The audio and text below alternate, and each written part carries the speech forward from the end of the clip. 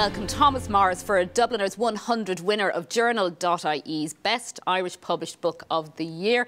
And you were also flanked here this evening by Sarah Davis-Goff and Lisa Cohen from Tramp Press. We'll talk to you ladies in a minute. But first for you, Thomas, congratulations. Where did the idea of asking contemporary modern writers to take on Dubliners and to recreate these stories, where did this idea first emerge? It was a strange one. I was walking down Grafton Street and I heard somebody doing a cover of Hallelujah, the Leonard Cohen song, but he was actually doing a cover of the Jeff Buckley version. And I was thinking about, isn't it a weird thing how you can do that in music, but in books we don't do that? And I read somewhere about the centenary of Joyce's Dubliners was coming up, and I thought, those two ideas just come together, and it was a matter of finding a publisher who thought it was a good idea, and these two ladies thought it was a good idea, so I was very lucky for that. Yeah.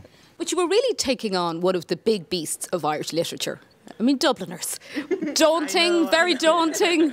Yeah. I think maybe because, you might be able to tell from my accent I'm Welsh, so it didn't come with the same kind of connotations of, oh my God, what are we doing here?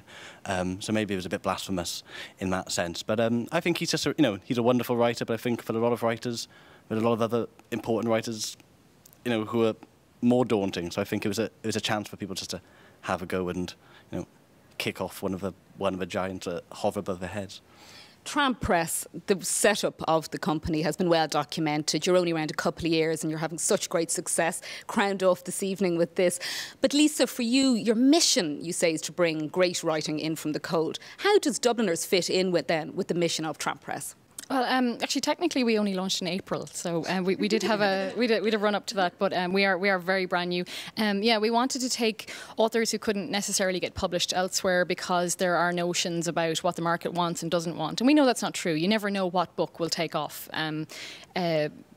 So with Dubliners, the idea was not so much that this wasn't an obviously great idea, but it was this idea of authors who are outside an area of writing that is, there's a terribly large shadow of Joyce, and writers are asked all the time, how do you write under this shadow of Joyce? Donald Ryan described it as being like a 3-day hangover. He said there's a 3-generational hangover where there's that fear of Joyce. So we really liked the idea. We thought it tied in very well with the list this year, that it should be a project where contemporary writers reclaim that space and push their way back in, and it very much suited our remit that we would have sort of our shoving ourselves in as well, and taking our place in publishing. So that was how this fitted just beautifully with what we're doing. You like causing trouble, is what I'm thinking. Sarah, what was the reaction from writers when you went to them and said, look, we'd love you to take a Dubliners story and recreate it? We thought we'd have massive problems. I mean, it's a really ambitious project, and we're not very well known. Obviously, we were just starting out. We were really, really happily surprised. I mean, I think one of the best things about working for ourselves and about being a publisher is that we can just point at talented people and say, go and be talented and do this thing, and we will back you with this. And, Tom is a perfect example of this. He's wonderfully talented. And yeah, so people just kind of got on board. It was a bit weird. We're delighted. We approached some writers who'd actually said, actually, I've done something like this already, and I think this is a topic that people are already thinking about, and Tom just kind of tapped into that consciousness of what writers are doing in their spare time anyway, and yeah, it was such an honour to publish it. Can you explain the enduring appeal of Dubliners? Why do we return to it generation after generation? But what is the magic spell that it casts over readers, do you think? This is going to be a really, really long interview. We'll cut you off, don't worry. I believe it. Joyce, I think people are a bit afraid of Joyce. Dubliners is a fantastic way just to get familiar with him a little bit. He's extremely talented. The short stories are very accessible.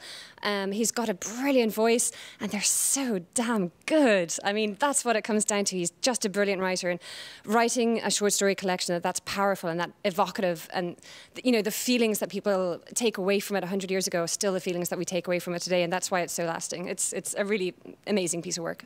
Had you written a speech? No?